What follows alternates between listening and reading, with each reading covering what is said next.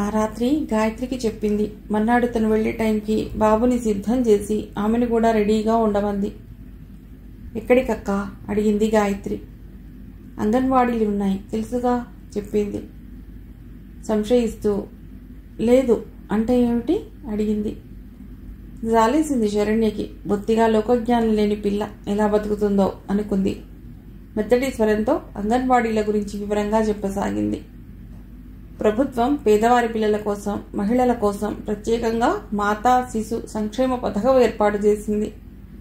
ఈ పథకం కింద గ్రామాల్లో అంగన్వాడీ సెంటర్స్ అని కొన్ని సెంటర్స్ ఏర్పాటు చేసి మురికివాడలు, గిరిజనులు, ఆర్థికంగా వెనుకబడిన వారి పిల్లలు, గర్భిణీ స్త్రీలు, బాలింతలు వీళ్ల సంక్షేమం నిమిత్తం ఉచిత వైద్య సేవలు, ఉచిత పోషకాహారం, ఉచిత విద్య ఇలాంటివన్నీ అందించడానికి కొన్ని కోట్ల రూపాయల నిధులు కేటాయించింది. అవన్నీ సవ్యంగా అమలు చేయటానికి అధికారులను నియమించింది. అంతేకాక ప్రైమరీ టీచర్స్ని, ఆయాలని, నర్సులని వీళ్ళని పర్యవేక్షించడానికి మరికొందరిని నియమించింది. వీళ్ళందరికీ ప్రభుత్వమే జీతం ఇస్తుంది. అదంతా ఒక ప్రాసెస్. కాకపోతే ఒక కార్యకర్తగా మీకు ఒక అంగన్వాడీలో ఉద్యోగం వేయిస్తాను. అక్కడ పసిపిల్లల నుండి 6 ఏళ్ల పిల్లలు ఉంటారు. ఆ పిల్లల ఆలన పాలన చూసుకోవటంతో పాటు వాళ్ళకి ప్రభుత్వం అందజేస్తున్న భోజనం, పాలు, గుడ్లు సరిగ్గా అందచేయటం, పిల్లల ఆరోగ్యం, పరిశుభ్రత అన్నీ చూసుకోవాలి. చిన్న చిన్న పద్యాలు, పాటలు, ఆటలు నేర్పిస్తూ అన్ని రకాలుగా ప్రేమగా చూసుకోవాలి. ఆయాలు కూడా ఉంటారు. వాళ్ల సహాయంతో అన్ని విధాలుగా నీ కొడుకుని చూసుకున్నంత శ్రద్ధగా, ప్రేమగా చూసుకోవాలి. నీ కొడుకుని కూడా అక్కడే చేర్పిస్తే నీకు వీలుగా ఉంటుంది. నీకు జీతం ఇస్తారు. ప్రస్తుతం చాలా తక్కువ జీతమే ఇస్తారు. కానీ నీ కొడుక్కి నీకు చిల్లర ఖర్చులు వెళ్ళిపోతాయి. నీతో పాటు మరో 2 ఆయాలు ఉంటారు. ఉదయం నుండి మధ్యాహ్నం 3-3:30 దాకా ఉంటుంది. పిల్లలు మధ్యాహ్నం ఇళ్లకు వెళ్ళిపోతారు. నేను నాకు తెలిసిన వాళ్ళ ద్వారా నీకు సెంటర్కి దగ్గరలో ఒక గది చూపిస్తాను. ఎందుకంటే రోజు విజయవాడ వచ్చి వెళ్ళటం చాలా కష్టం నీకు. ఆ ఊళ్ళోనే నువ్వు హాయిగా ఉండవచ్చు. అందరూ నాకు తెలిసిన వాళ్లే ఉంటారు. నీకు భయం లేదు అంటూ చెప్పి ఓకేనా అని అడిగింది. గాయత్రి కన్నీళ్లతో ఆమె పాదాలు తాకింది. మీరు దేవత అంది. శరణ్య గాయత్రిని లేవదీసి, ఈ సెంటిమెంట్స్ వదిలేసి ప్రైవేట్గా డిగ్రీకి కట్టు. మంచి ఉద్యోగం వస్తుంది. నేను కూడా ఉద్యోగ ప్రయత్నాలు చేస్తాను. నీ కాళ్ళ మీద నువ్వు నిలబడవచ్చు అంది. మర్నాడు ఉదయం బాబుని తీసుకుని శరణ్యతో కారులో పెడుతుంటే ఎన్నడూ కలగని ఒక నిశ్చింత ఆమెలో కలిగింది. గాయత్రిని అంగన్వాడీలో అక్కడ ఉన్న కార్యకర్తలకు అప్పచెప్పి ఆ అమ్మాయిని జాగ్రత్తగా చూసుకోమని చెప్పింది. గాయత్రికి కూడా చెప్పవలసినవన్నీ చెప్పి మళ్లీ వస్తానని చెప్పి తన ఆఫీస్కి వెళ్ళిపోయింది. ఇప్పుడు ఆమెకి కొంత రిలీఫ్గా అనిపించింది. గాయత్రికి ఇల్లు చూసిందాక అక్కడే పనిచేస్తున్న ఒక కార్యకర్త ఇంట్లో ఆశ్రయం కల్పించింది. తేజకి ఫోన్ చేసి తను చేసిన పని చెప్పింది. అతడు అభినందిస్తూ అన్నాడు, నేనే చెప్పాలనుకున్నాను. నీ ఇంట్లో ఆశ్రయం ఇచ్చావు, బాగానే ఉంది. కానీ ఎంతకాలం ఆమె అలా నీ రక్షణలో ఉంటుంది? ఆమెకంటూ ఒక ఇండివిజువల్ లైఫ్ ఉండాలి కదా.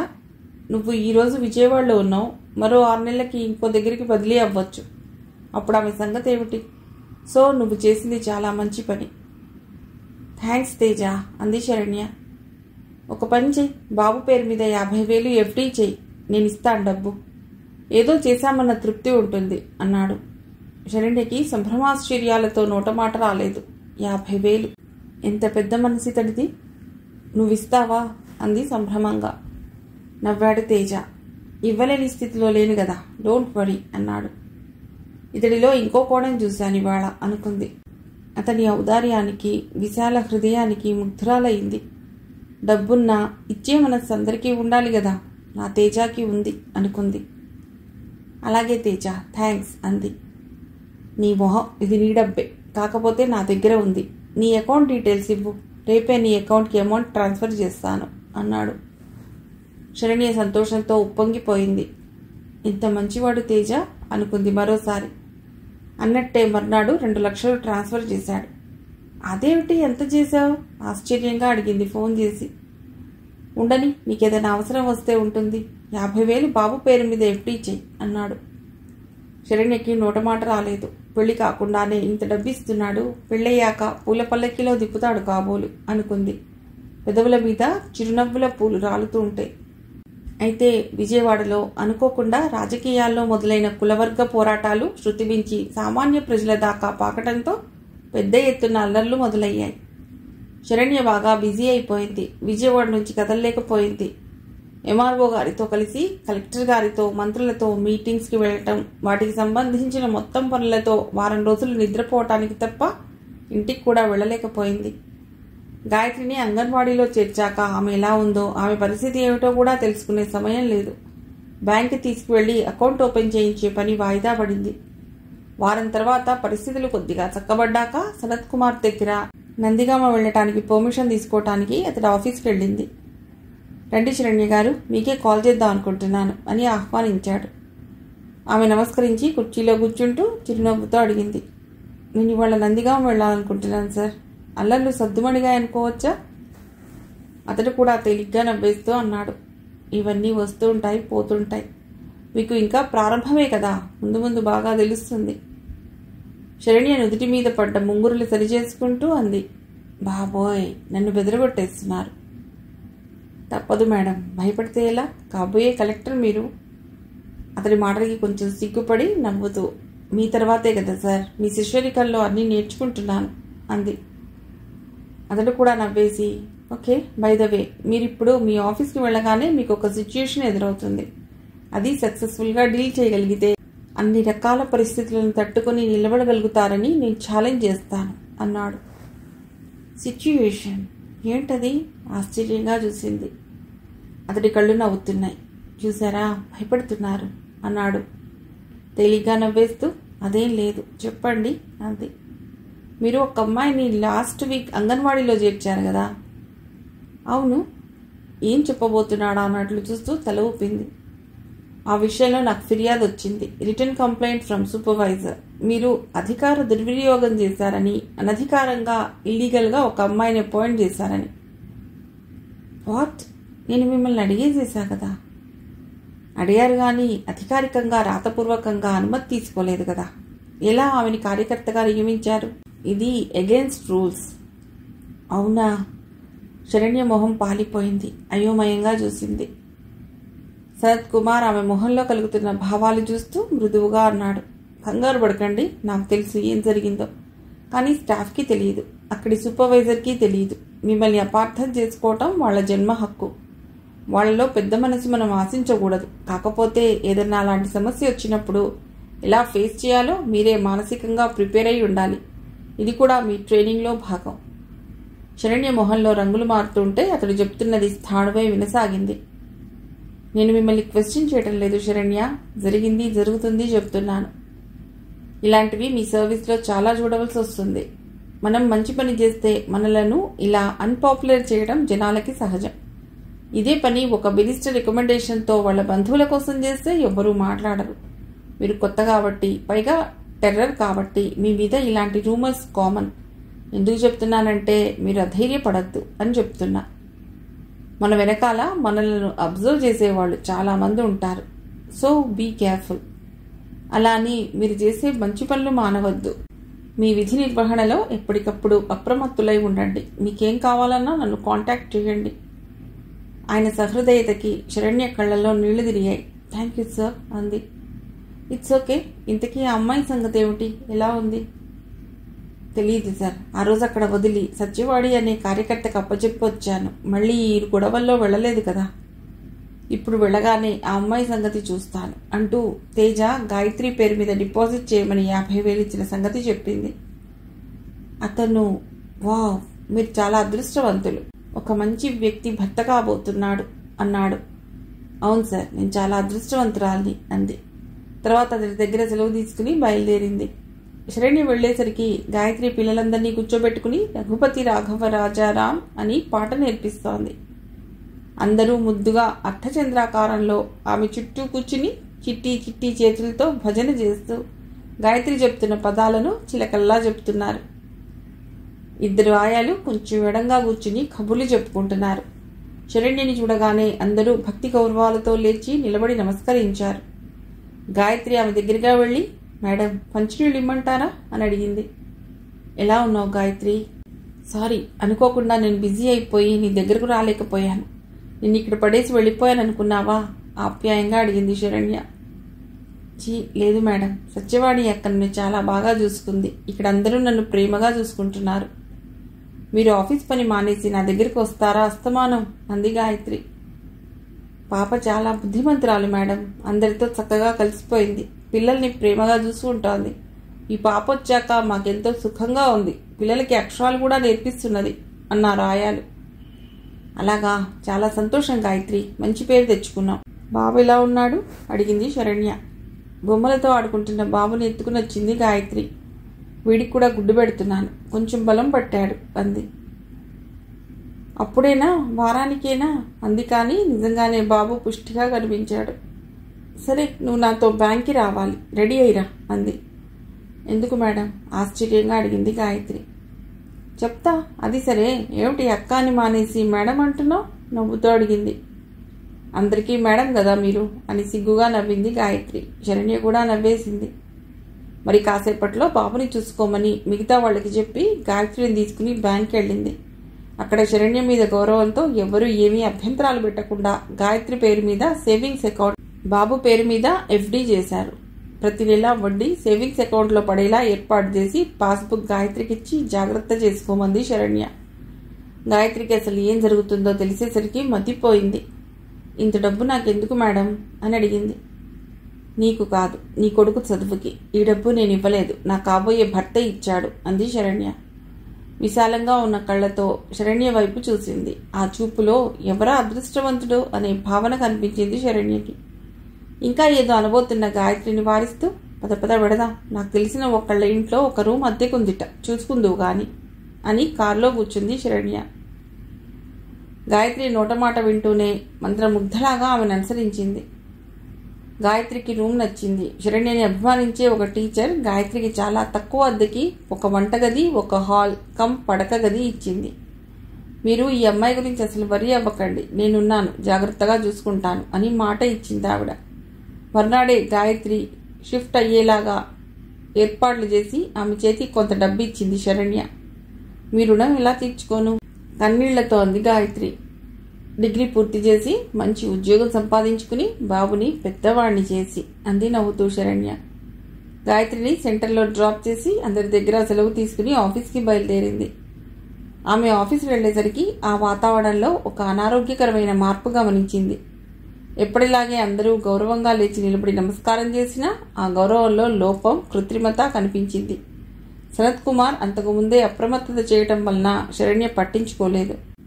మామూలుగానే తన పనులు మొదలెట్టింది. పెండింగ్ ఫైల్స్ చూసి కొన్ని సంతకాలు చేసింది. కొన్ని సందేహాలతో పక్కన పెట్టింది. 2-3 ల్యాండ్ డిస్ప్యూట్ కేసులు వచ్చాయి. వాటికి సంబంధించిన వివరాలు సూపరింటెండెంట్తో చర్చించింది. గంభీరంగా రోజు గడిచిపోయింది. గాయత్రి శరణ్య ఇచ్చిన డబ్బుతో కొద్ది స్టీల్ సామాను, కొన్ని ప్లాస్టిక్ డబ్బాలు, ఇంటికి కావలసిన సరుకులు కొన్ని కొంది. ఆమెకి ఇల్లు అద్దెకిచ్చిన సుశీల గుంటూరు జిల్లా పెదనందిపాడులోని జిల్లా పరిషత్ స్కూల్లో సైన్స్ టీచర్గా పనిచేస్తోంది. ఆవిడ భర్త రమణ శరణ్య ఆఫీస్లో హెడ్ క్లర్క్. శరణ్య డిప్యూటీ ఎంఆర్ఓగా రాగానే సుశీల ఆవిడని కలిసి తనని తాను పరిచయం చేసుకుంది. నందిగామలో వాళ్ళకి పెద్ద ఇల్లు, ఆస్తులు ఉన్నాయి. సుశీల పెదనందిపాడులో పుట్టింటి వారి దగ్గర ఉంటూ వారానికి 3 రోజులు నందిగామ వస్తుంటుంది. వాళ్ళకి పిల్లలు లేరు. ఇద్దరికి 2-3 ఏళ్లు తేడాగా 50 ఏళ్లు ఉంటాయి. కాబట్టి ఇంకా పిల్లలు పుట్టే అవకాశం కూడా లేదు. శరణ్య పట్ల భార్యాభర్తలు ఇద్దరూ కూడా మర్యాదగా, అభిమానంగా ఉంటారు. గాయత్రికి అంగన్వాడీ కార్యకర్తగా ఉద్యోగం వేయించగానే ఆఫీసులో చెలరేగిన విమర్శల వెల్లువ కళ్ళారా చూసిన రమణ ఆ విషయం భార్యకి చెప్పాడు. సుశీల శరణ్యని సమర్థించింది. ఒక అమ్మాయికి ఏదో తన చేతిలో ఉన్న సాయం చేసినందుకు ఇలా మాట్లాడతారా అంటూ భర్త మీద విరుచుకుపడింది. మీరు మాత్రం వాళ్ళతో చేరకండి. చిన్న వయసులో ఇంత పెద్ద పోస్టులో ఉంది. జనాలు కూలీ తెచ్చేవాళ్ళు వస్తూనే ఉంటారు. అవన్నీ లక్ష్య పెట్టవద్దు అని నేను ఆవిడికి ఫోన్ చేసి చెప్తాను అంటూ అప్పటికప్పుడు శరణ్యకి ఫోన్ చేసి ధైర్యం చెప్పింది. ఆవిడ సంస్కారానికి శరణ్య చెలించిపోయింది. వయసులో పెద్దదైన సుశీల ఆ క్షణంలో ఒక అక్కలా అనిపించింది. ఆ సందర్భంలోనే గాయత్రి గురించి క్లుప్తంగా చెప్పి ఆ అమ్మాయికి ఒక షెల్టర్ ఏర్పాటు చేస్తే తన భుజాల మీద బరువు దిగుతుందని చెప్పింది. సుశీల దంపతులకి నందిగామలో ఉన్న ఇల్లు సుమారు 400 గజాల స్థలం. 300కి కొంచెం తక్కువ స్థలంలో ఇల్లు కట్టుకుని మిగతాది ఖాళీగా వదిలేశారు. వెనక పెరడు. ఆ పెరట్లో సరదాకి నాటిన కొన్ని చెట్లు తప్ప మొక్కలు పెంచుకునే సమయం వాళ్ళకి లేదు. ఆ ఇల్లు కూడా ఒక ప్లాన్ ప్రకారం ఉండదు. పెద్ద హాల్కి కుడివైపు ఎడంవైపు ఒక్కో గది. హాల్ దాటి లోపలికి పెడితే కుడివైపు పెద్ద పడక గది, కొంచెం వసారాలు వదిలి కుడివైపు వంటగది, ఎడమవైపు విశాలంగా ఉన్న భోజనాల గదిలోనే ఒకవైపు పూజా గది, వెనకాల పెద్ద ఖాళీ స్థలం, క్రమ పద్ధతిలో లేని కొన్ని పూల మొక్కలు, ఒక మామిడి చెట్టు, ఒక సపోటా, ఒక జామ చెట్టు, ఈశాన్య మూల బావి, వాయవ్యంలో బాత్రూమ్. హాల్కి ఎడం పక్కనున్న గదికి ఆనుకుని ఉన్న స్థలంలో చిన్న వంటగది వేసి బట్టలు తుక్కోవటానికి, అంట్లు తోముకోవటానికి పంపు చుట్టూ సిమెంట్తో చదును చేసి గట్టులా కట్టారు. ఎప్పటి నుండో ఆ పోర్షన్ ఎవరికన్నా కాస్త మంచి వాళ్ళకి, తోడుగా ఉండే వాళ్ళకి ఇవ్వాలని అనుకుంటున్నారు. కానీ కుదరలేదు.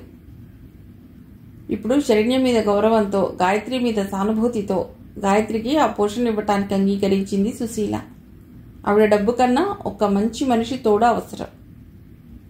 తను ఊళ్ళో ఉండనప్పుడు కాస్త మొక్కలని, ఇంటిని చూసుకునే మనిషి కావాలి.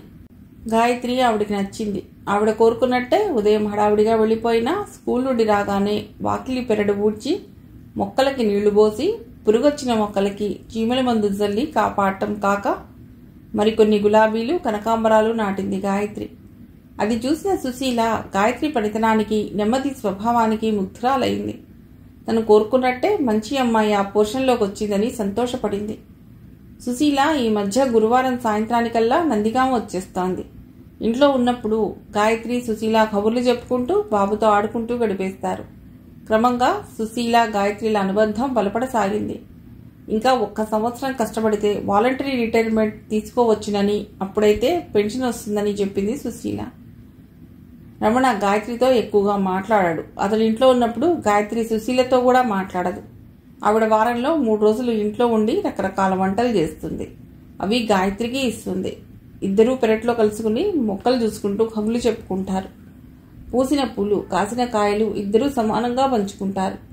బాబుని తన ఇంటికి తీసుకువెళ్లి భార్యాభర్తలిద్దరూ వాడితో ఆడుకుంటారు. సుశీల గుంటూరు నుండి వాడికి మంచి డ్రెస్లు, బొమ్మలు కొని తెస్తుంటుంది. ఈ విషయాలన్నీ తెలుసుకున్న శరణ్యకి గాయత్రిని ఒక మంచి మనిషి సంరక్షణలో వదిలానని తృప్తి కలిగింది. అయితే ఆఫీస్లో శరణ్యకి మరో దెబ్బ తగిలింది.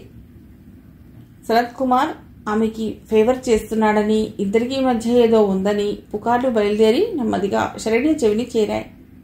నిర్ఘాంతపోయింది.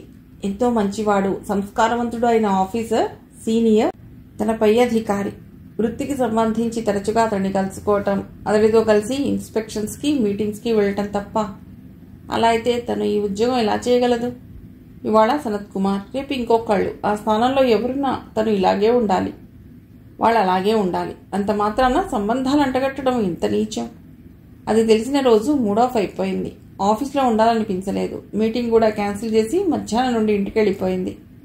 వెళ్ళగానే తేజాకి ఫోన్ చేసి విషయం చెప్పి బాధపడింది. వృద్ధమైన స్వరంతో, ఏం మనుషులు తేజ, కొంచెం కూడా సంస్కారం లేని మనుషులు. చిచ్చి, నేను ఈ ఉద్యోగం చేయలేను, రిజైన్ చేస్తాను అంది. తేజ ఓదారుస్తూ అన్నాడు, అందరూ నీలా నాలా ఆలోచిస్తారనుకుంటున్నావా? ఈ సమాజంలో 80% అలాగే ఉంటారు. చూసి చూడనట్లు వెళ్ళిపోవాలి. నువ్వు వాళ్ళ బాస్వి కదా, వాళ్ళు నీ గురించి ఏమనుకుంటే ఏం? నీ పై అధికారులు నీ గురించి ఏమనుకుంటున్నారనేది నీకు ఇంపార్టెంట్. అయినా ఇంకెంత, మ్యాటర్ ఆఫ్ హార్డ్లీ 1 మంత్ మన పెళ్ళైపోతుంది.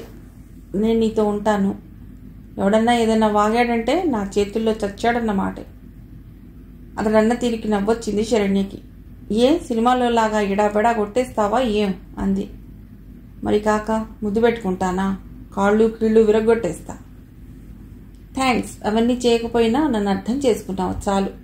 తేజ, నీలాంటి భర్తలున్న ఈ ఆడదైనా చాలా అదృష్టవంతురాలు.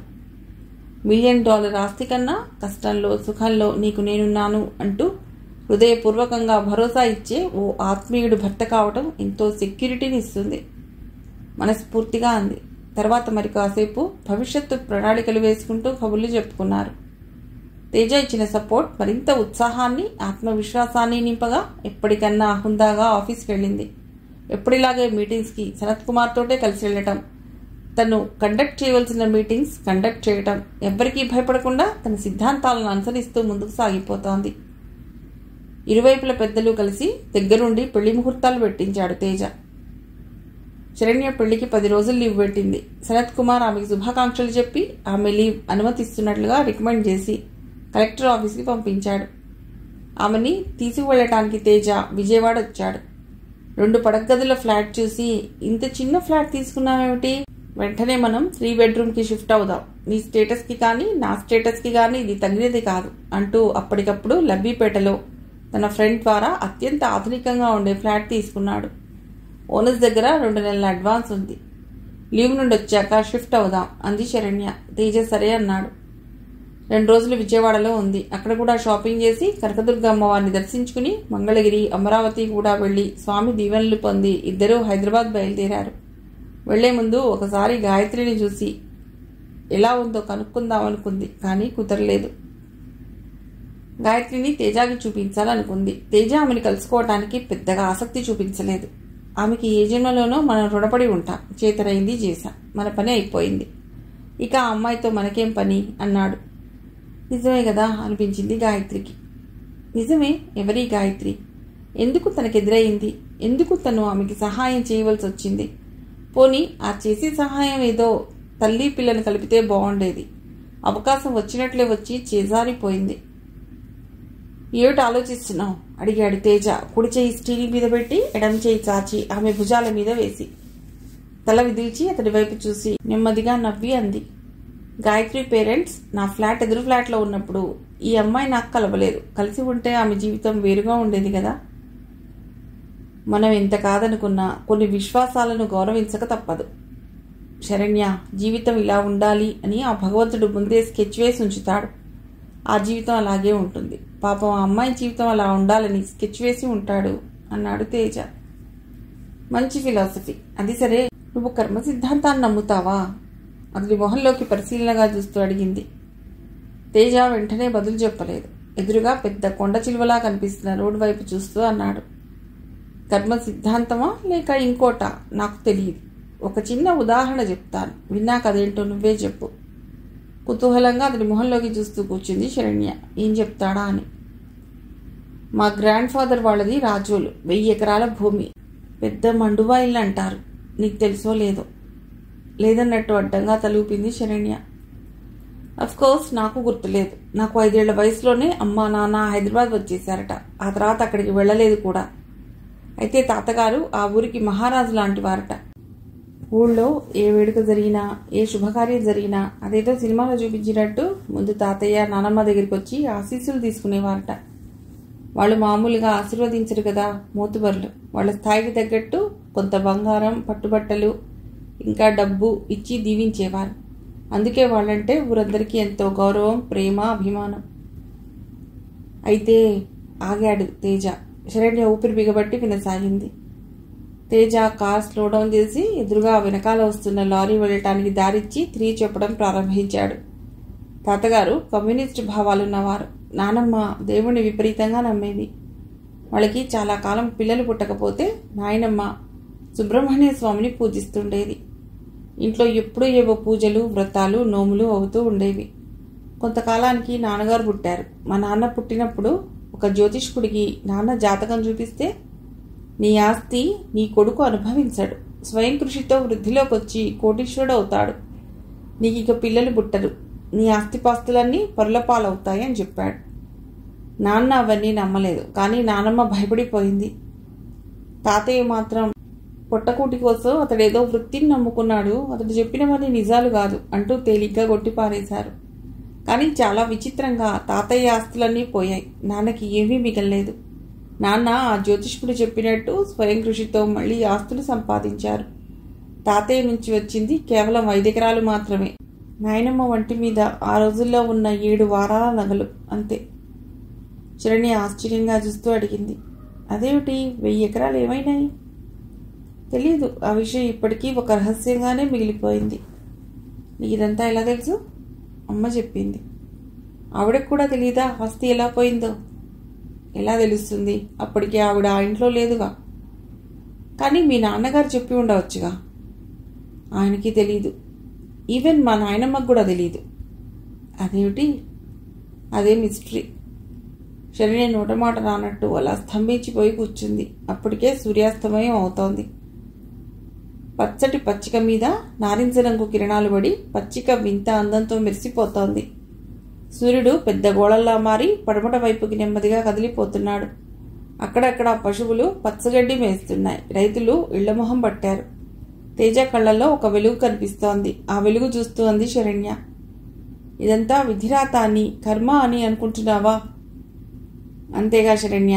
అలా అనుకోకపోతే ఈ రహస్యం తెలుసుకోవటానికి బుర్ర బద్దలు కొట్టుకుని జీవితం మొత్తం ఆ అన్వేషణలో నిరర్థకంగా గడిపేసి నిరాశతో నిర్లిప్తతో కుంగిపోయి బతికేవాళ్ళం కదా.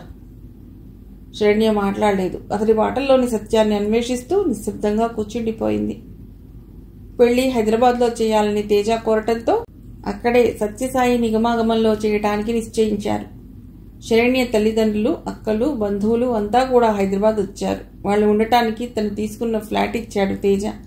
అంతేకాక మ్యారేజ్ హాల్కి తనే డబ్బు కట్టాడు. శరణ్య తండ్రి ఎంత వారించినా వినలేదు. అతడి ఔదార్యానికి ఆయన ముగ్ధుడయ్యాడు. ఎంత అదృష్టవంతురాలి తల్లి అన్నాడు శరణ్యని దగ్గర తీసుకుని. అవును నాన్న అంది శరణ్య. బంగారు పువ్వులతో పూజలు చేశావే అన్నారు అక్కలు. నవ్వేసింది శరణ్య. పెళ్లి వైభవంగా జరిగింది. పెళ్లి కొడుకు తరపు బంధువులు, స్నేహితులు అందరినీ చూసి శరణ్య ఇంటిలిపాది బెదిరిపోయారు. అందరూ కూడా సమాజంలో పేరు ప్రతిష్టలు, ఆస్తి అంతస్తు ఉన్నవాళ్లే. అందరూ డైమండ్ ఆభరణాలు వేసుకుని ఖరీదైన పట్టుచీరలు కట్టుకుని బెంజి కార్లలో దిగుతుంటే వాళ్ళకి మర్యాదలు చేయటానికి కంగారు పడిపోయారందరూ. కానీ తేజ తల్లిదండ్రులు వాళ్ళని శాంతపరిచి, గాబరా పడకండి, అంత సవ్యంగా జరుగుతుంది, ఎందుకు కంగారు అంటూ నచ్చచెప్పడంతో కొంచెం ఆ భయం పోగొట్టుకుని మామూలుగా తిరిగారు. మొత్తానికి పెళ్లి అద్భుతంగా అయిపోయింది. మిగతా కార్యక్రమాలు కూడా సవ్యంగా విజయవంతంగా పూర్తయ్యాయి. కూతురు వైభోగం చూసి శరణ్య తల్లిదండ్రులు, బంధువులు ఎంతో మురిసిపోయారు. అత్తగారింట్లో 3 నిద్రలు అయిపోయాక శరణ్య తల్లిదండ్రులు అంతా విశాఖపట్నం బయలుదేరారు. వియ్యాల వారికి ఘనంగా కానుకలిచ్చింది తేజ తల్లి. అందరి దగ్గర సెలవు తీసుకుని పెడుతూ, నేను వైజాగ్ నుంచి విజయవాడ వెళ్ళిపోతాను అత్తయ్యా, నాకు లీవ్ లేదు అంది శరణ్య. అలాగే వెళ్ళమ్మా ఆప్యాయంగా అంది ఆవిడ. తేజతో పాటు అతడి తల్లిదండ్రులు కూడా శరణ్యని అపురూపంగా చూసుకోవటం చూసిన అందరి కళ్ళు ఆనందంతో చెమ్మగిల్లాయి. అందరూ పరస్పరం ఆలింగనం చేసుకుని వీడ్కోలు చెప్పుకున్నారు. మా అమ్మాయి చాలా అదృష్టవంతురాలు అంది శరణ్య తల్లి వియ్యాల వారితో. మా అబ్బాయి కూడా అదృష్టవంతుడే అన్నారు వాళ్ళు. 2 పెద్ద కార్లు వైజాగ్ బయలుదేరాయి. ఆ రోజు మంగళవారం. గాయత్రి కొత్త జీవితంలో 7 నెలలు ప్రశాంతంగా గడిచిపోయాయి. బాబుకి ఏడాది గడిచి 2వ ఏడొచ్చింది. వాడు పుట్టిన తేదీ కానీ, తిథి, వార, నక్షత్రాలు కానీ గాయత్రికి గుర్తులేవు. ఒకటే గుర్తుంది, కొత్త సంవత్సర సంబరాలు జరిగిన సుమారు 10 రోజులకి వాడు పుట్టాడు. అంటే జనవరి నెలలో పుట్టాడు. జనవరి నెల వచ్చింది. సుమారు 12వ తారీఖు అని లెక్కగట్టి చెప్పింది సుశీల. ఆ రోజు వాడిని గుడికి తీసుకువెళ్లి పూజారితో దీవెనలు ఇప్పించింది. గుంటూరు నుండి తెచ్చిన కొత్త డ్రెస్ వేసింది. సేమియా పాయసం చేసి తినిపించింది. సుశీల ప్రేమకి, అభిమానానికి గాయత్రి మనస్సు మూగపోయినట్లయింది. వాడి చేత ఆ దంపతులకి పాదాభివందనం చేయించింది. భర్తకి చెప్పి గాయత్రిని, బాబుని సినిమాకి తీసుకెళ్లింది సుశీల. శరణ్య దగ్గర కూడా వెళ్లాలనిపించింది గాయత్రికి. కానీ ఎలా వెళ్లాలో తెలియలేదు. సుశీలతో అనాలనుకుంది, కానీ ధైర్యం చాలలేదు. అయితే సినిమా నుండి ఇంటికి తిరిగి పెడుతున్నప్పుడు సుశీలే అంది, శరణ్య గారి దగ్గర తీసి పెడితే బాగుండేది కదా. గాయత్రి విప్పారిన మొహంతో చివుక్కున ఆవిడ వైపు చూసింది. మేడం చాలా బిజీగా ఉన్నారు. అసలు ఆఫీస్ కూడా రోజు రావటం లేదు. చాలా ఫైల్స్ కూడా పెండింగ్ ఉన్నాయి. ఆవిడికి విజయవాడ ఆఫీస్లోనే చాలా పని ఉంది.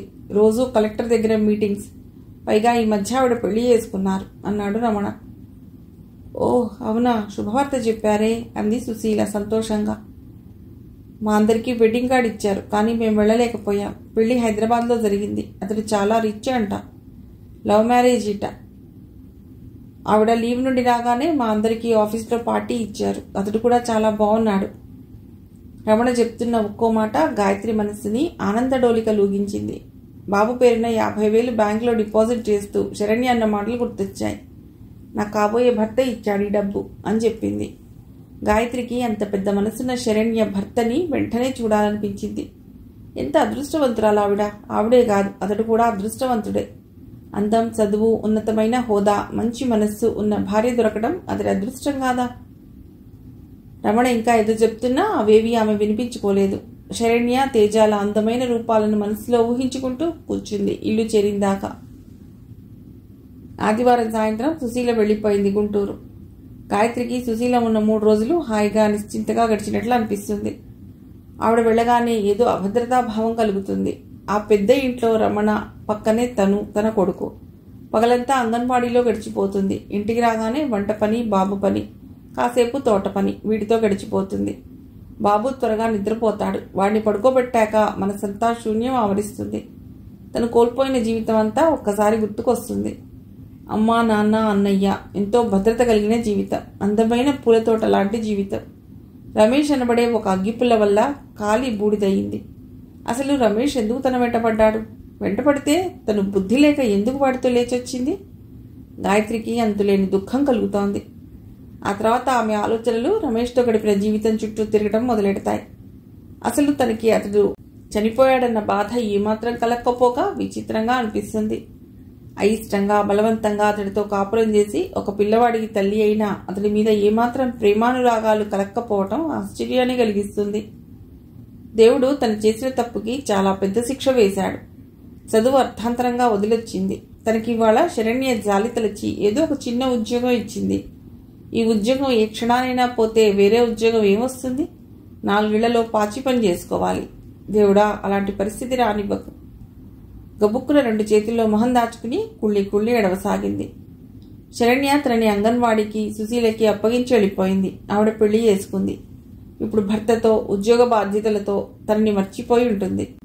ఆవిడ్ని కలుసుకోవటానికి తనకి ఆవిడ ఆఫీస్ తెలియదు, ఇల్లు తెలిసినా ఎలా వెళ్లాలో తెలియదు. కనీసం ఆవిడ ఫోన్ నంబర్ అయినా తీసుకోవాలి అన్న ఆలోచన ఎందుకు రాలేదు తనకి? గాయత్రి అంతూ పొంతు లేని ఆలోచనలతో అన్నం తినడం కూడా మర్చిపోయి అలా మనస్తాపంతో ఎప్పటికో నిద్రపోయింది. ఆ రోజు బుధవారం. గాయత్రి అంగన్వాడీ నుండి వచ్చి రోజులాగానే అన్నం పప్పు వండి బాబుకి పెట్టి వాడిని పడుకోబెట్టి తను తోట పని చేసుకోసాగింది. తను నాటిన కనకాంబరాలు, గులాబీలు పూలు వస్తున్నాయి. అయితే ఆకులన్నీ చీమలు పట్టడంతో చిల్లులు పడ్డాయి. అలా ఉన్నప్పుడు గెమాక్సిన్ చల్లమని సుశీల గెమాక్సిన్ తెచ్చి కాంపౌండ్ వాల్కి ఉన్న ఒక గూట్లో పెట్టింది. గాయత్రి పల్సటి బుట్ట తీసుకుని అందులో గెమాక్సిన్ వేసి మొక్కల మీద చల్లసాగింది. చల్లడం పూర్తయ్యాక చేతులు శుభ్రంగా సబ్బుతో కడుక్కుని చాలా కొంచెం నీళ్లు మొక్కల మీద చిలకరించి చేతులు చెంగుతో తుడుచుకుని కొద్దిగా వంగి కనకాంబరాలు కుడిచేయి చూపుడు వేలు బొటన వేలితో సున్నితంగా తెంపి చెంగులో వేసుకుని చెంగు మూటగడుతూ నిటారుగా నిలబడబోయి ఎవరో తనని వెనక నుండి ముందుకు తోస్తున్నట్టయి నిలదొక్కుని చివ్వున వెనక్కి తిరిగింది. రమణ ఎప్పుడొచ్చాడో పిల్లిలా శబ్దం చేయకుండా వచ్చి ఆమెకి బాగా సమీపంగా దాదాపు ఆమె వీపుని ఆనుకుని నిలబడి ఉన్నాడు. గాయత్రి షాక్ తగిలినట్టు గబాలన దూరం జరిగి, అంకుల్ మీరు అంది భయంగా. రమణ కుడిచేయి చూపుడు వేలు నోటి మీద ఉంచుకుని చప్పుడు చేయవద్దు అన్నట్టు అంటూ ఆమె వైపు నడిచి గబాలన ఆమె భుజాలు పట్టుకుని దగ్గరగా లాక్కున్నాడు. గాయత్రికి ఆకాశం 2గా చీలి తన మీద పడినట్లయింది. బలవంతంగా అతడి పట్టు వదిలించుకుని దూరం జరిగి గట్టిగా అరిచింది. ఏమిటిది? మీరేం చేస్తున్నారు? గాయత్రి, దూరం వెళ్లకు, దగ్గరగా రా. ఎవరూ లేరు, మనం ఏకాంతంగా ఉన్నా. నీకు భర్త లేడు, నాకు భార్య ఉన్నా ఎందుకు పనికిరాదు. నాకు పిల్లలు లేరు, నీ కొడుకుని నా కొడుకులా చూసుకుంటా. ఎవరికీ తెలియకుండా రహస్యంగా జరిగిపోతుంది. నిన్ను పువ్వులో పెట్టి చూసుకుంటా. ప్లీజ్ రా గాయత్రి. కళ్లల్లో ఎర్రజీరలు అతడిలో దహిస్తున్న కామాగ్నిని స్పష్టంగా తెలియజేస్తుంటే ఉన్మాదిలా మీదకు రాసాగాడు. గాయత్రికి ఆవేశం, దుఃఖం ఉప్పిరిగా ఉన్నాయి. వణుకుతున్న స్వరంతో అంది, మీరు మంచివాళ్ళు అనుకున్నాను. ఆంటీ లేని సమయంలో ఇలా ప్రవర్తిస్తారా? దగ్గరకు రాకండి. ఆంటీ, అంకుల్ ఇవన్నీ మనం కల్పించుకున్న వరుసలు. నాకేం పెద్ద వయసు లేదు, నువ్వు మంచి వయసులో ఉన్నావు. ఎంతకాలం ఇలా ఉంటావు? నిన్ను సుఖపెడతాను, నా భార్య కన్నా ఎక్కువగా చూసుకుంటాను. నువ్వు భయపడుతున్నావనుకుంటా, ఎవరికీ తెలియదు. నువ్వు నీ ఇంట్లో, నేను నా ఇంట్లో ఉంటా. కానీ ఇలా కాసేపు స్వర్గ సుఖాలు అనుభవించి గుట్టు చప్పుడు కాకుండా మేనేజ్ చేద్దాం రా. రమణ ఆపుకోలేని కామంతో విసిరిగా వచ్చి ఆమెను గట్టిగా వాటేసుకున్నాడు. ఆమె చెంగు జారిపోయి పూలన్నీ కింద పడిపోయాయి. రమణ మరి కొంచెం సాహసం చేసి ఆమె జాకెట్టు మీద చేయి వేశాడు. గాయత్రి బలవంతంగా కుడి చేయి లాక్కుని లాగి అతడి చెంపలు 2 వాయించి వేగంగా ఇంట్లోకి పరిగెత్తింది. అతడి వెనకాలే అంతకన్నా వేగంగా వచ్చి ఆమెని ఒడిసి పట్టుకున్నాడు. గాయత్రి, నా మాట విను. ఇది చాలా మంచి అవకాశం. నీ జీవితం బాగుపడుతుంది. నేను నీకు అండగా ఉంటాను. హాయిగా అనుభవిద్దాం అంటూ ఆమెని మంచం మీదకి నెట్టే ప్రయత్నం చేయసాగాడు. గాయత్రి పెనుగులాడుతూ అరవసాగింది. వదులు వదులు, ఆంటీ చెప్తాను, వదలకపోతే. రమణ కొంచెం గట్టిగా నవ్వాడు. ఆంటీ చెప్తావా? ఆంటీ నిన్ను నమ్ముతుందనేనా? 25 ఏళ్లుగా నాతో కాపురం చేస్తున్న నన్ను నమ్మకుండా నిన్నగాక మొన్న వచ్చిన నిన్ను నమ్ముతుందా? అలాంటి ఆశలేం పెట్టుకోకు, మరింత గట్టిగా కౌగిట్లో బంధిస్తూ అన్నాడు. బాబు ఆ అల్లరికి నిద్రలేచి కెవ్వుమన్నాడు. వదులు, బాబు లేచాడు. శక్తి కొద్దీ అరిచింది గాయత్రి. వదలను. నిన్ను చూస్తూ బుడకలు మింగడం నా వల్ల కావటం లేదు. ఇవాళ ఎలాగైనా సరే నిన్ను అనుభవించి తీరుతాను అంటూ అతడు ఆమెను బలంగా గోడకి నొక్కిపెట్టి ముద్దు పెట్టుకోబోయాడు. గాయత్రికి కన్నీళ్లు గారిపోతున్నాయి. గుండె రగులుతోంది. బాబు గుక్కబెట్టి ఏడవసాగాడు. గాయత్రి అతడి పశుబలం నుండి తప్పించుకోవటానికి అటూ ఇటూ అవకాశం కోసం వెతకసాగింది. తలుపు పక్క గోడకి అదిమి పెట్టి నిలబడ్డాడు. తలుపు వెనక గోడకి ఆనించి ఉన్న చీపురు కనిపించింది గాయత్రికి. కుడి చేయి చాస్తే అందుతుంది. అతడి వైపు చూసింది. పెదాలు అందుకోవటానికి ప్రయత్నిస్తున్నాడు. గాయత్రి సంశయించలేదు. ఎక్కడలేని ధైర్యం తెచ్చుకుని కుడి చేయి చాచి చీపురు అందుకుని అతడి వీపు మీద కసి కొద్దీ కొట్టింది. అప్రయత్నంగా అతడి పట్టు సడలింది. వస్తే దయ్యం అని అరిచాడు. గాయత్రి ఆగలేదు. ఎడాపెడా కసి కొద్దీ చీపురుతో బాది అతడు కింద పడిపోగానే కాళ్లతో అతడి మొహం మీద పెడి పెడి కొట్టింది. రమణ విలవిల్లాడిపోతూ నోటికి వచ్చినట్టు తిట్టసాగాడు. గాయత్రి పెనుగులాటలో ఊడిపోయిన చీర అట్టదిడ్డంగా కట్టుకుని విడిపోయిన జుట్టు ముడివేసుకుని మంచం దగ్గర నడిచి బాబుని ఎత్తుకుని గబగబా రమణ తేరుకునేలోగా అందిన బట్టలు సామాను సంచుల్లో వేసుకుని విసురుగా గుమ్మం దాటింది. దాటబోతూ ఒకసారి వెనక్కి తిరిగి పెదాల చిట్లి రక్తం కారుతుంటే చీపురు దెబ్బలకి వాచిన కళ్లతో క్రూరంగా చూస్తూ మోచేతుల మీద లేవడానికి ప్రయత్నిస్తున్న అతడి దగ్గరగా నడిచి అతడి మొహం మీద కాండ్రించి ఉమ్మేసి ఒక్క పరుగుతో రోడ్డు మీదకి వచ్చింది. ఆ రోజు ఆదివారం. సమయం మధ్యాహ్నం 3:30 అయింది. శరణ్య సోఫాలో రిలాక్సింగ్గా పడుకుని టీవీ చూస్తుంటే తేజ వేడివేడి ఉల్లిపాయ పకోడీలు చేసి అల్లం వేసి చేసిన టీతో సహా ట్రేలో పట్టుకుని వచ్చి సెంటర్ టేబుల్ మీద పెట్టి శరణ్య కాళ్ళు తన ఒళ్ళో పెట్టుకుని సోఫాలో సెటిల్ అయ్యాడు. శరణ్య, ఏమిటది అని కాళ్ళు లాగేసుకుంటుంటే, దేవి గారికి మాత్రం సేవలు చేసుకునే అదృష్టం మాకు లేదా అన్నాడు వంగి ఆమె చెంప మీద ముద్దు పెట్టుకుని. అతడి మెడ చుట్టూ చేతులు పెనవేసి అతడి కళ్ల మీద చెంపల మీద ముద్దులు పెట్టుకుని లేచి కూర్చుంది శరణ్య. కమాన్, వేడివేడి పకోడీలు, మంచి టీ, ఎంజాయ్ అంటూ వంగి సెంటర్ టేబుల్ మీద నుండి పకోడీల ప్లేట్ తీసి ఆమె నోటికి పకోడీ అందిస్తూ అన్నాడు. నీకో శుభవార్త. శుభవార్త? ఏమిటది? పకోడీ తింటూ అతడి వైపు ప్రశ్నార్థకంగా చూసింది. 404 ఫ్లాట్ నేను తీసుకున్నాను. నిన్ననే అడ్వాన్స్ ఇచ్చాను. ఎక్కడా? ఈ అపార్ట్మెంట్లోనా? ఎందుకు? ఆశ్చర్యంగా అడిగింది. నా ఆఫీస్ ఇక్కడికే షిఫ్ట్ చేస్తున్నా. అన్ని షార్ట్ ఫిలిమ్స్, డాక్యుమెంటరీలు ఇక్కడే తీయాలని నిశ్చయించుకున్నాను. విజయవాడ, విశాఖపట్నం పరిసర ప్రాంతాల్లో బోలెడన్ని రిసోర్సెస్ ఉన్నాయి. మంచి కథలు కూడా లభిస్తాయి. ఫ్యూచర్లో మంచి ఆర్ట్ ఫిలిమ్స్ కూడా తీస్తాను అన్నాడు. ఎందుకలా సడన్గా? కుతూహలంగా చూసింది. ఎందుకా? మావిడ వేళాపాళా లేకుండా తన మీద తను శ్రద్ధ చూపించకుండా డెడికేట్ అయిపోయి పని చేస్తుంటే చూడలేకపోతున్నా, అందుకు.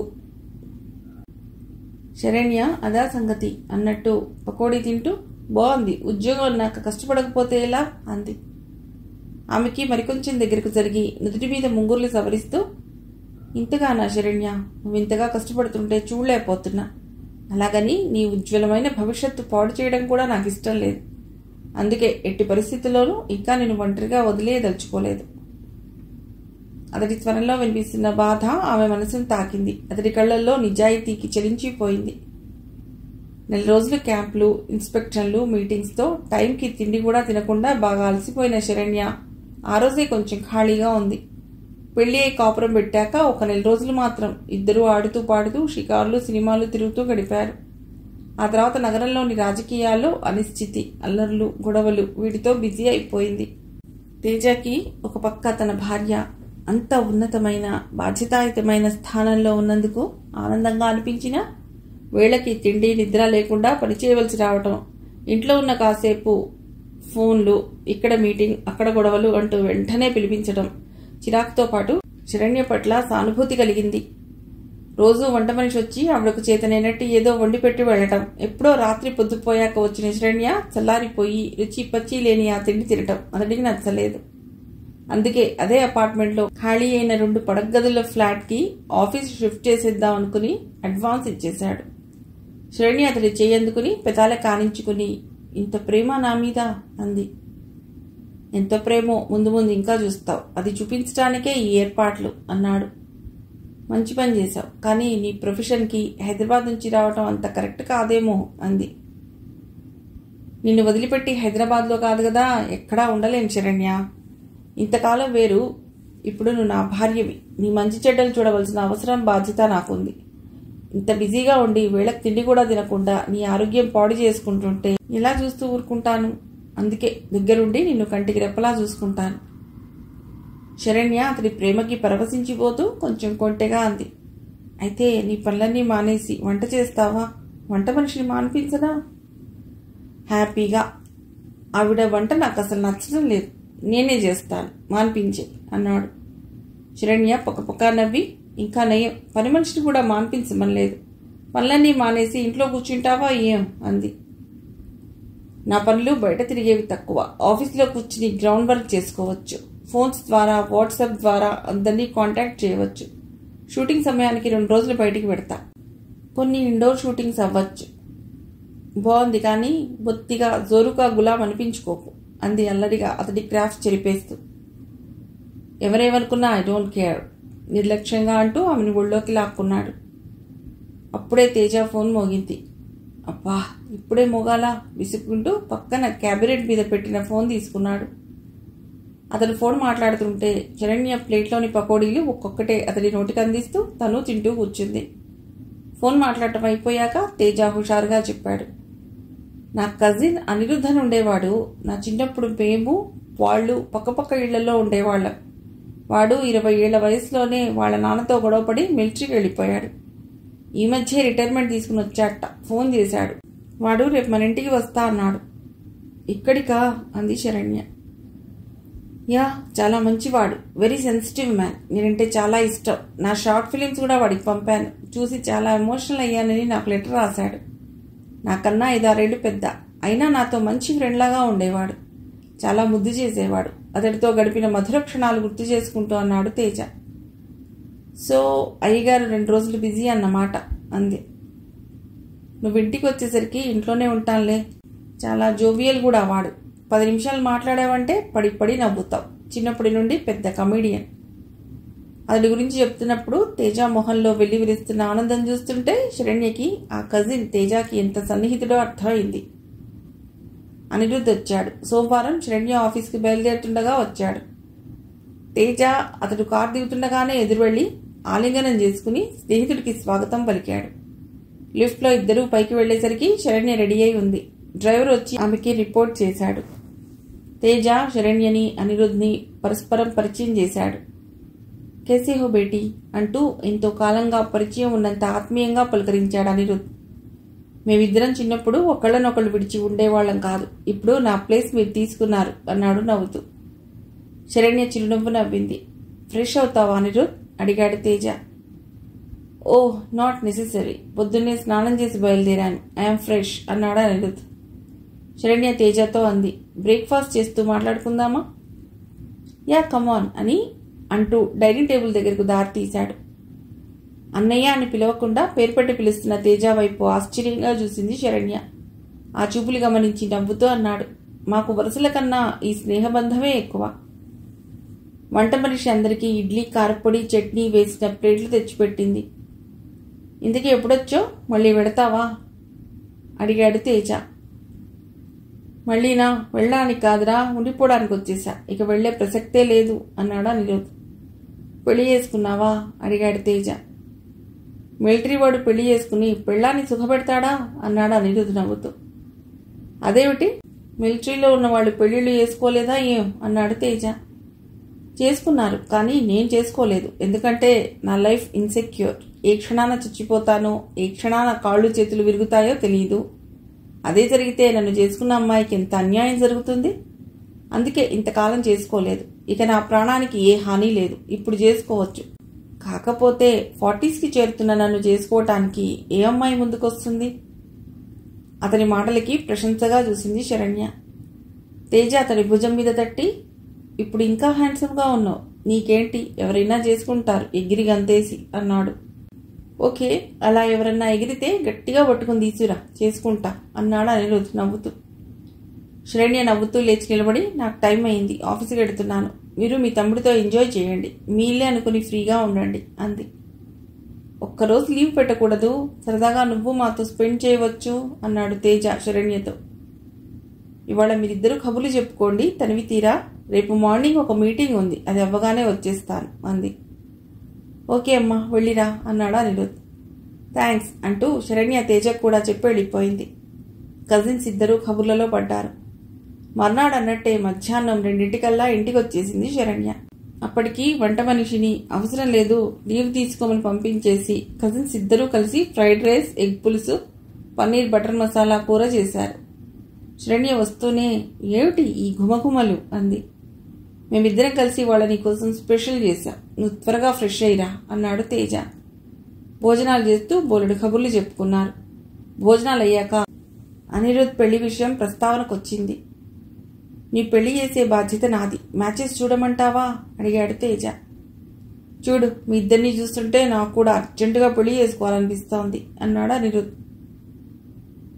మీ నెక్స్ట్ ప్లాన్ ఏమిటి, ఏదైనా జాబ్ చూసుకుంటారా అడిగింది శరణ్య. చూసుకోవచ్చు, ఎక్స్ సర్వీస్ కోటాలో మంచి జాబ్స్ వస్తాయి, కానీ చేయాలని లేదు, మా నాన్న ఇచ్చిన ఆస్తి బోలెడుంది, ఇదిగో వీడితో కలిసి మంచి సినిమా తీయాలని ఉంది అన్నాడు. సినిమాలా? కొంచెం ఆశ్చర్యంగా తేజ వైపు అనిరుద్ వైపు చూసింది. తేజ తలూపుతూ, షార్ట్ ఫిలిమ్స్తో మొదలుపెట్టి ఫీచర్ ఫిలిమ్స్ వైపు వెళ్తాట. అదంతా పెద్ద ఇండస్ట్రీ కదా. అయితే ఏం, మనం కూడా ఆ ఇండస్ట్రీలో ఎంటర్ అవుదాం నవ్వింది శరణ్య. నీ నవ్వుకి అర్థం ఏంటో చెప్తావా అడిగాడా అనిరుద్. ఏం లేదు, సినిమా అంటే అంత ఈజీ కాదు కదా, మీ ధైర్యం ఏమిటా అని నవ్వొచ్చింది అంది. సరే అయితే ముందు షార్ట్ ఫిలిమ్స్ చేద్దాం, మంచి కథ చూడు తేజ అన్నాడు. నేను కూడా కథ కోసమే చూస్తున్నాను, ఈసారి విమెన్ పాయింట్ ఆఫ్ వ్యూలో చేయాలి. ఆడపిల్ల మీద జరిగే దౌర్జన్యాలు, అత్యాచారాలు, వీటి నుండి వాళ్ళని వాళ్ళు ఎలా కాపాడుకోవాలి వగైరా. శరణ్య, నీ క్యాండిడేట్ ఎక్కడ ఉంది అడిగాడు తేజ. నా క్యాండిడేటా, ఎవరు ప్రశ్నార్థకంగా చూసింది.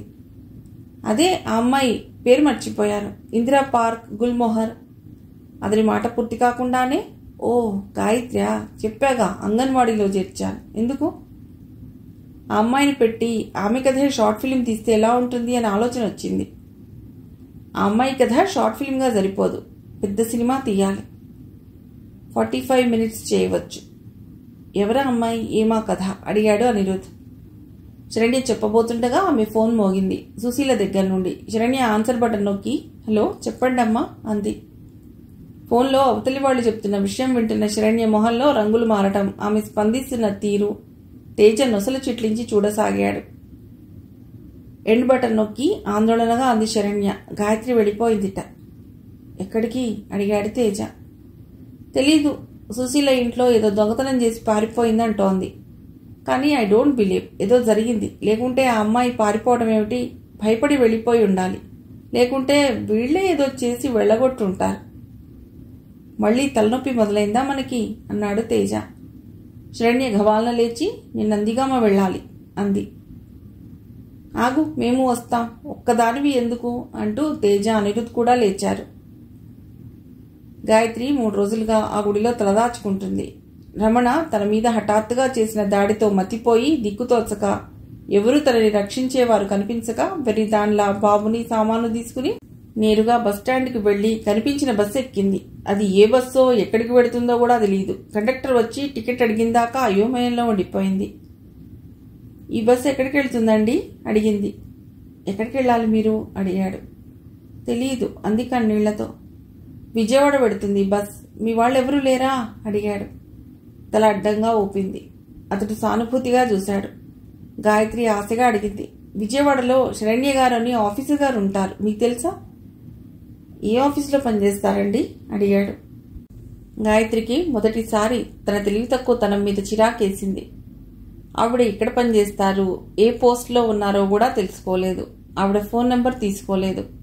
ఆవిడ ఇంటి అడ్రస్ ఎక్కడన్నా రాసుకోవాల్సింది. ఆవిడ చేసిన సాయం అందుకుందే తప్ప ఆవిడ గురించిన వివరాలు తెలుసుకుందా? ఛా! గాయత్రి మౌనం చూసి ఈ అమ్మాయి ఏదో కష్టంలో ఉంది అనుకున్నాడు. కానీ ఆ కష్టం ఏంటో తెలుసుకుని సాయం చేసేంత సమయం, ఆలోచన అతడికి లేవు. అందుకే విజయవాడకి టికెట్ కొట్టమంటారా అని అడిగాడు. గాయత్రి సంచిలోంచి 100 రూపాయల నోటు తీసి ఇచ్చింది. ఖర్చులకు పోగా ప్రతి నెల అంతో ఇంతో దాచుకోవటం వల్ల ఈ ఆపద సమయంలో ఆ డబ్బు ఉపయోగపడుతోంది. విజయవాడ వెళ్లి ఎలాగోలా కష్టపడి శరణ్య అడ్రస్ సంపాదిస్తే చాలు. తనని ఆదుకునే దేవత ఆవిడే దారి చూపిస్తుంది. కండక్టర్ టికెట్ చిల్లరా ఇచ్చి వెళ్ళిపోయాడు. కిటికీలోంచి బయటికి చూస్తూ ఒళ్ళో ఉన్న బాబుని జోకొడుతూ ఆలోచిస్తూ కూర్చుంది. ఏమిటి తన జీవితం? ఇది విధిరాత లేక తన స్వయంకృతాపరాధమా? ఇలా ఎంతకాలం? సమస్యలు తరుముతుంటే పారిపోవాలి. సమస్యలు జీవించి ఉన్నంతకాలం సమస్యలు ఉంటాయి. ఎంతకాలం పారిపోగలదు? ఎక్కడికని పారిపోగలదు? శరణ్య కనిపిస్తుందా? తనకి ఆశ్రయం ఇస్తుందా? ఆవిడ ఇంట్లో ఎంత హాయిగా ఉంది. అక్కడ పని మనిషిగా ఉన్నా చాలు. ఆ అదృష్టం కలుగుతుందా? ఎలా ఎలా ఆవిడని వెతకాలి? ఎలా ఆవిడని కలుసుకోవాలి? లేదు, ఆవిడని మహానగరంలో ఎక్కడని వెతకడం? కలవకపోవచ్చు. ఆవిడ జీవితం ఆవిడది.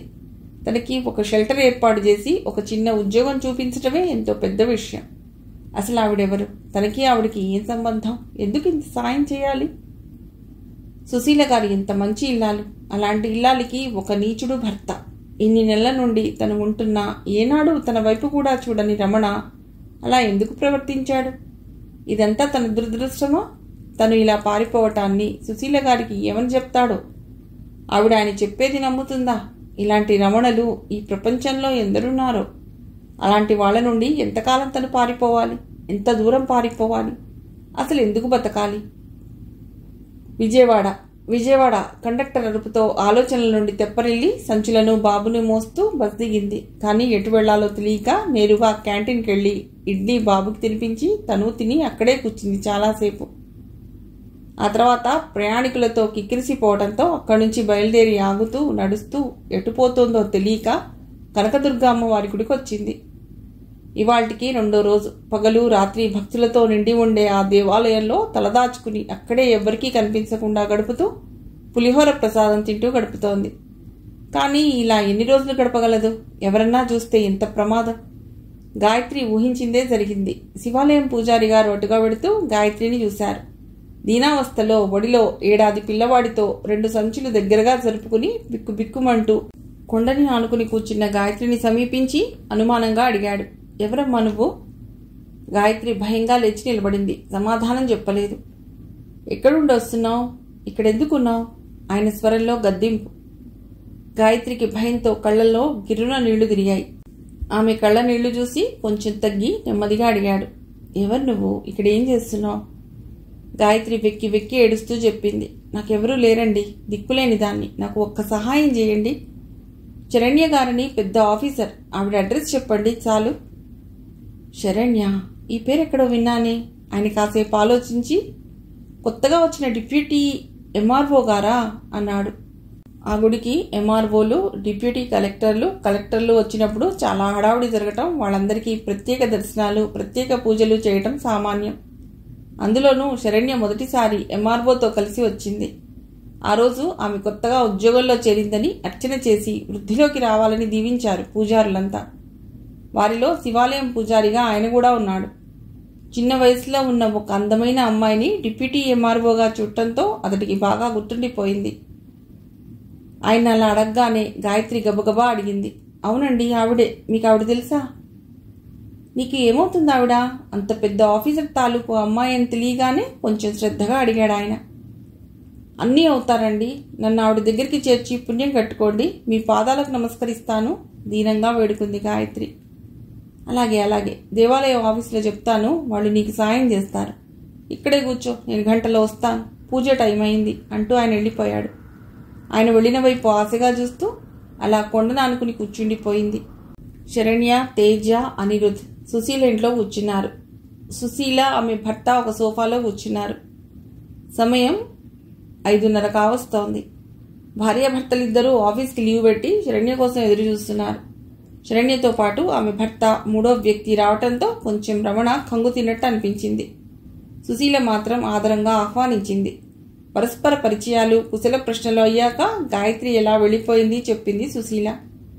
గాయత్రి తన ఇంట్లో 10,000 రూపాయలు తీసుకుని తన భర్త ఆఫీస్ నుంచి వచ్చేసరికి ఇంట్లోంచి పారిపోయిందని, అతడు ఆఫీస్ నుంచి వచ్చి చూసేసరికి ఇంటి తలుపులు, బీరువా తలుపులు తెరిచి ఉందని, వెంటనే తనకి ఫోన్ చేశాడని, తను మర్నాడు ఉదయం వచ్చానని, పోలీస్ రిపోర్ట్ ఇస్తే శరణ్య పరువు పోతుందేమో అని ఇవ్వలేదని, అందుకే శరణ్యకే ఫోన్ చేశానని కథలుగా చెప్పింది.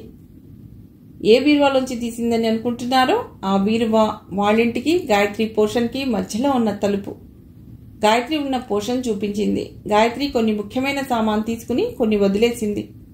ఇల్లంతా చిందరవందరగా ఉంది. గది మధ్యలో చీపురు కట్టపడి ఉంది. తేజ శరణ్య మొహంలోకి ప్రశ్నార్థకంగా చూశాడు.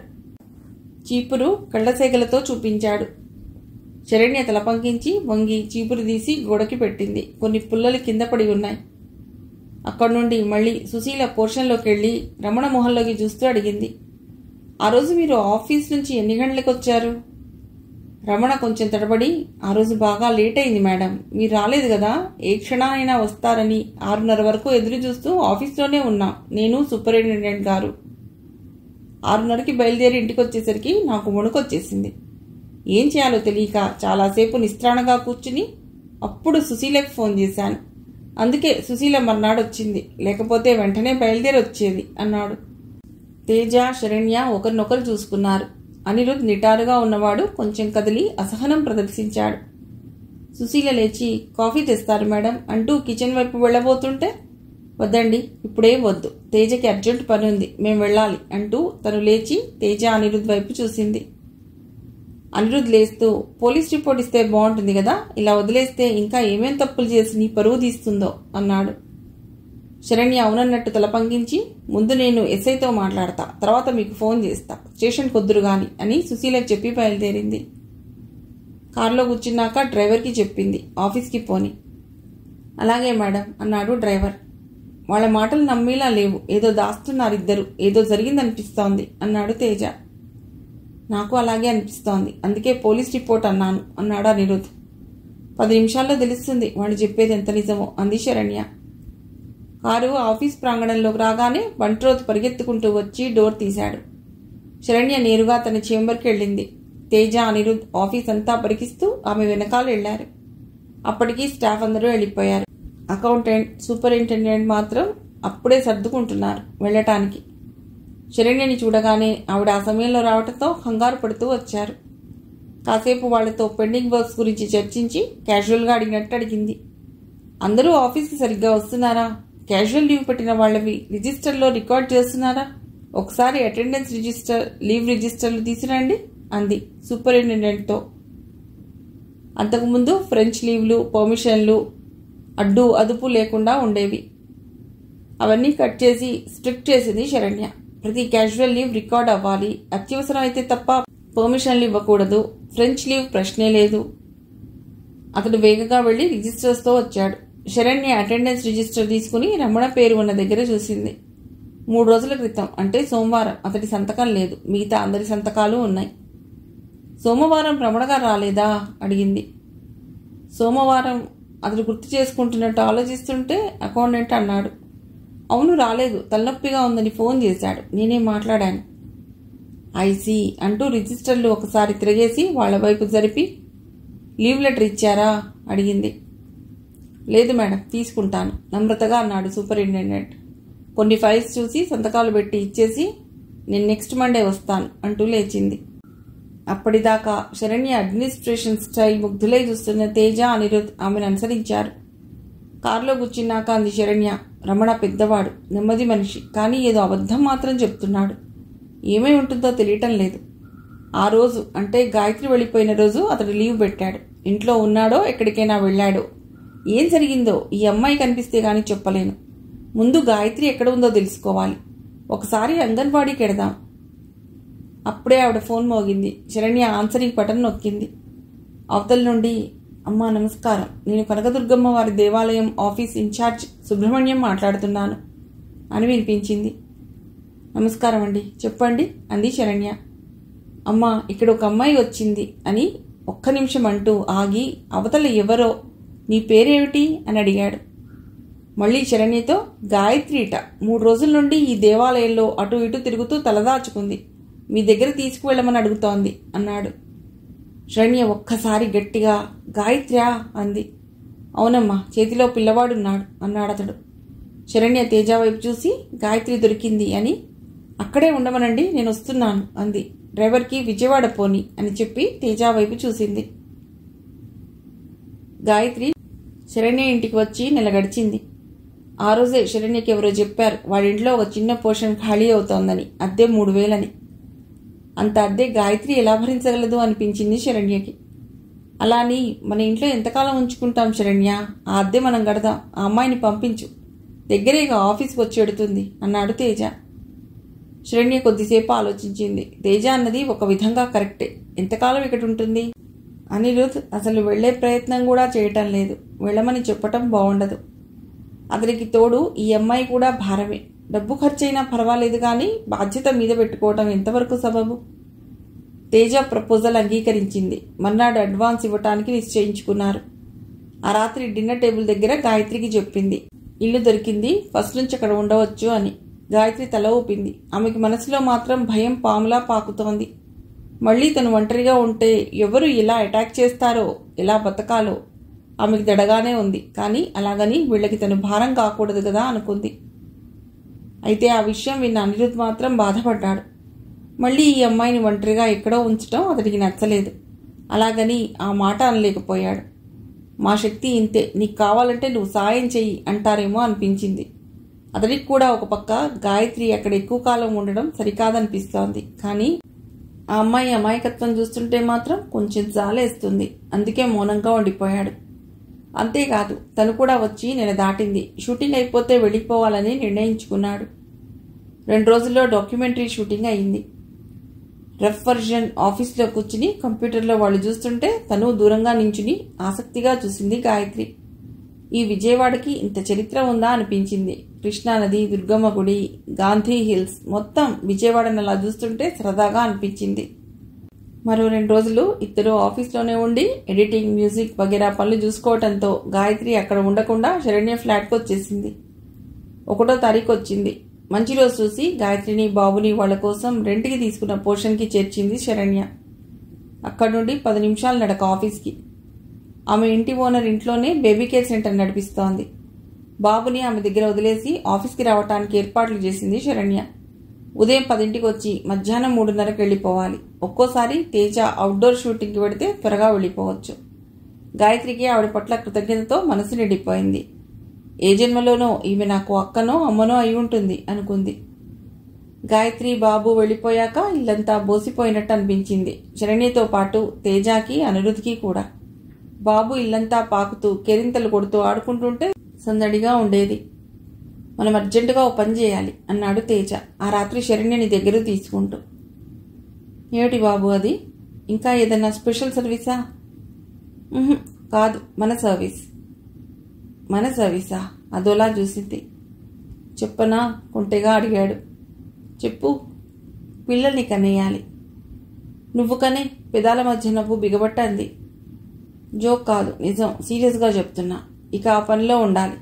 గాయత్రి బాబు వెళ్ళాక ఇల్లంతా పోసిపోతోంది. మన బాబో పాపో అలా పారాడుతుంటే ఎంత బాగుంటుంది కదా.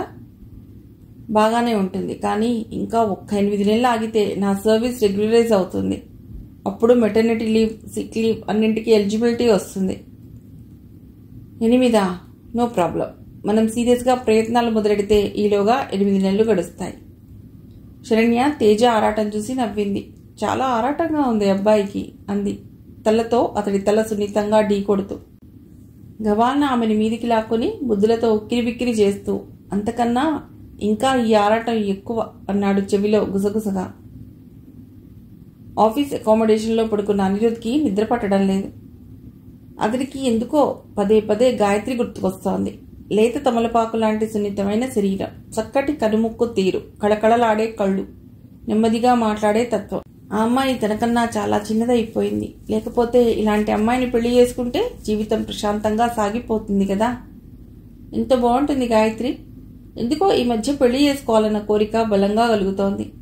కానీ 40కి చేరువవుతున్న తనని చేసుకోవటానికి ఎవరిష్టపడతారు అని కూడా అనిపిస్తోంది. తేజ అన్నాడు, ఈ రోజుల్లో అమ్మాయిలు చాలా మంది 30 దాటాకే చేసుకుంటున్నారు. తప్పకుండా నీకు మంచి అమ్మాయి వస్తుంది, పేపర్ యాడ్ ఇద్దాం అని. కానీ అనిరుద్ధే అందుకు అంగీకరించలేదు. తేజ శరణ్యాల అన్యోన్యత చూస్తుంటే ముచ్చటగా అనిపిస్తుంది. అందం, విద్య, హోదా, తెలివితేటలు, మంచి మనస్సు ఉన్న శరణ్య లాంటి అమ్మాయి దొరుకుతుందా? అందం, అణుకువ, సౌజన్యం మూర్తిభవించిన గాయత్రి లాంటి అమ్మాయి దొరుకుతుందా? వీళ్ళిద్దరూ కాకుండా తన అభిరుచికి, ఆలోచనకి విరుద్ధంగా ఉండే అమ్మాయి దొరుకుతుందా? అనిరుద్ధ్ పెదవుల మీద చిరునవ్వు మెరిసింది. బెడ్లైట్ వెలుగులో గోడ మీద ఉన్న రవివర్మ చిత్రపటం చూస్తూ, ఎంత బాగుంది ఈ పటంలో అమ్మాయి.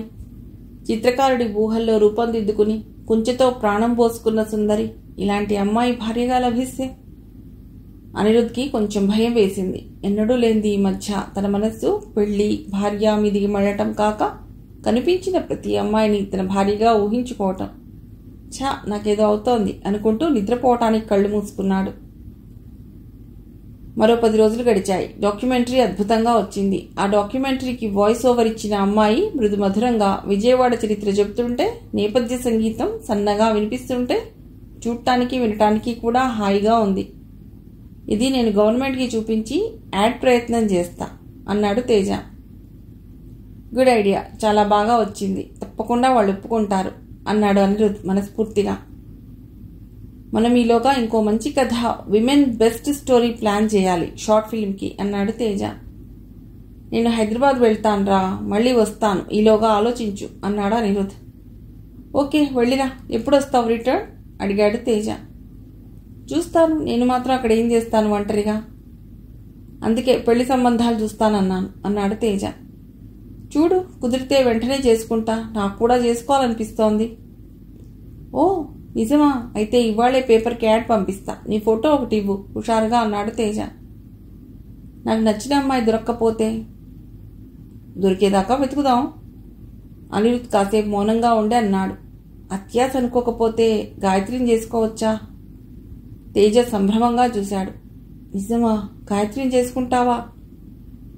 ఆమె మీరు ఒప్పుకుంటే. వావ్, ఎందుకు ఒప్పుకోము? నాకన్నా అమ్మాయి చాలా చిన్నది కదరా. తేజ ఉత్సాహం ఆ మాటతో నీరుగారిపోయింది. అవును కదా అన్నాడు. మళ్ళీ వెంటనే అన్నాడు, శరణ్యతో మాట్లాడదాం. వయసులో కొంచెం పెద్దవాడివైనా నిన్ను చేసుకుంటే ఆ అమ్మాయి జీవితం కూడా సెటిల్ అవుతుంది, నీ దగ్గర సెక్యూరిటీగా ఉంటుంది. శరణ్య నా చెంప పగలగొడుతుందేమో నవ్వుతూ అన్నాడు అనిరుద్ధ్. కానీ అతడి అంచనా తప్పయింది. తేజ అనిరుద్ధ్ ప్రపోజల్ చెప్పగానే ఎగిరి గంతేసింది శరణ్య. గాయత్రి ఒప్పుకుంటే ఇంతకన్నా ఆనందం నాకు ఇంకొకటి లేదు తేజ. మనం ఒప్పిద్దాం అన్నాడు. చెప్దాం, బలవంతం చెయ్యొద్దు అంది. మర్నాడు గాయత్రిని ఇంటికి తీసుకొచ్చి అనిరుద్ధ్ ఎదురుగానే గాయత్రిని అడిగింది శరణ్య. గాయత్రి, అనిరుద్ధ్ గారు నిన్ను పెళ్లి చేసుకుని నీకు మంచి జీవితం ఇవ్వాలని అనుకుంటున్నారు, నీకు ఇష్టమేనా? ఆ మాటకి గాయత్రి నిర్ఘాంతపోయి చూసింది. నన్నా అంది. నిన్నే, కాకపోతే ఆయన నీకన్నా బహుశా 15 ఏళ్లు పెద్దవాడు, మిలిటరీలో చేసొచ్చారు, ఆస్తిపాస్తులు ఉన్నాయి, నువ్వంటే ప్రేమ ఉంది, నిన్ను బాగా చూసుకుంటారు. నీకు ఇష్టమైతే నేను తేజ బయటికి వెడతాం, మీ ఇద్దరూ మాట్లాడుకోండి. వద్దు వద్దు కంగారుగా అంది గాయత్రి. నీకు ఇష్టం లేదా? లేకపోతే చెప్పేయ్ అంది శరణ్య. అది కాదు గాబరాగా అంది గాయత్రి. చూడు గాయత్రి, చిన్నదానివి, అందమైన దానివి, అమాయకురాలివి, నీకా పెద్ద ఉద్యోగం రాదు, లోక జ్ఞానం, ధైర్యం లేవు. వీడికి 7 ఏళ్ల వయస్సు, మీ ఇద్దరికీ కూడా ఒక అండ కావాలి. మీకు చాలా భవిష్యత్తు ఉంది. అనిరుద్ధ్ గురించి నాకు బాగా తెలుసు, నిన్ను ప్రేమగా గౌరవంగా చూసుకుంటాడు. ఒకటే లోపం ఏమిటంటే నీకన్నా వయసులో పెద్ద, కొంచెం ఎక్కువే పెద్ద. అది కాదండి. గాయత్రి ఏదో చెప్పబోయి ఆగిపోయింది. చెప్పు గాయత్రి, ఏమిటి నీ అనుమానం? మృదువుగా అడిగింది శరణ్య. అప్పటి వరకు మౌనంగా ఉన్న అనిరుద్ధ్ నోరు విప్పాడు. వాళ్ళు చెప్పడం కాదు, నేను కూడా మాటిస్తున్నాను. నా ప్రాణం కన్నా ఎక్కువగా చూసుకుంటాను నిన్ను, బాబుని కూడా. గాయత్రి తల వంచుకుంది. ఆమె కళ్ళ నుండి నీళ్లు చుక్కలు చుక్కలుగా రాలసాగాయి. శరణ్య ఆమె దగ్గరగా జరిగి గాయత్రి భుజం మీద చెయ్యేసి, ఇష్టం లేకుంటే నేను బలవంతం చెయ్యరెవ్వరు, ఏడవకు అంది. గాయత్రి గబాలన శరణ్య భుజాల మీద తలవాల్చి వెక్కి వెక్కి ఏడుస్తూ, బాబు సంగతి ఏంటి? వాడికి తండ్రి ఎవరని చెప్పను అంది. ఆ మాటకి అందరూ తెల్లమొహం వేసి అంతలోనే తేలిగ్గా నవ్వేస్తూ, నువ్వు ఆయనకి భార్యవైతే వాడు కొడుకు కాదా అన్నారు. వాడు నా కొడుకు. స్కూల్లో చేర్చేటప్పుడు తండ్రిగా నా ఇంటి పేరుతో సహా నా పేరే రాస్తాను. అన్ని లీగల్ రైట్స్ ఇస్తాను. ఇక నాకు పిల్లల అవసరం కూడా లేదు. వాడే నా కన్న కొడుకుగా భావిస్తాను అన్నాడా అనిరుద్. శరణ్య అనునయంగా చూసింది. ఇంతకన్నా అభయం ఇచ్చేవాళ్ళు ఎవరుంటారు గాయత్రి? గాయత్రి సమాధానం చెప్పలేదు. కొద్దిసేపు తల వంచుకుని కూర్చుండిపోయింది. ఇంతలో బాబు నిద్రలేచి ఏడవటంతో లేచి వెళ్లి బాబుని భుజాన వేసుకుని వచ్చి తేజ వైపు, శరణ్య వైపు చూసింది. గాయత్రి ఏం చెప్పాలనుకుంటున్నదో అర్థం కాక, తన ఇష్టం చెప్పడం ఇష్టం లేక బాబుని తీసుకుని వెళ్ళిపోతున్నట్లుంది అనుకుంది శరణ్య. గాయత్రి తీరు నచ్చలేదు. కానీ మళ్ళీ తనకు తనే సర్ది చెప్పుకుంది. మరి పెద్దవాడు అనిరుద్. ఎంత రెండో పెళ్ళైనా తను మాత్రం ఎలా ఒప్పుకుంటుంది? ఇంతలో గాయత్రి బాబుతో ముందుకు నడిచి అనిరుద్ దగ్గరికి వెళ్ళి ఒక్కసారి అతడి మొహంలోకి చూసి బాబుని భుజం మించి తీసి అతడి ఒళ్ళో పడుకోబెట్టి వంగి అతడి పాదాలకు నమస్కరించింది. అనిరుద్ కంగారు పడుతూ ఒక చేత్తో బాబుని పట్టుకుని మరో చేత్తో ఆమెని లేవనెత్తుతూ, ఓ గాడ్, నాకు ఇలాంటి సెంటిమెంట్స్ ఇష్టం ఉండదు. Be friendly. భార్యాభర్తలిద్దరూ మంచి స్నేహితులు అన్నాడు. తేజ, శరణ్యల కళ్ళలో ఆనందం దీపావళి వెలుగులా పరుచుకుంది. కథ సుఖాంతం.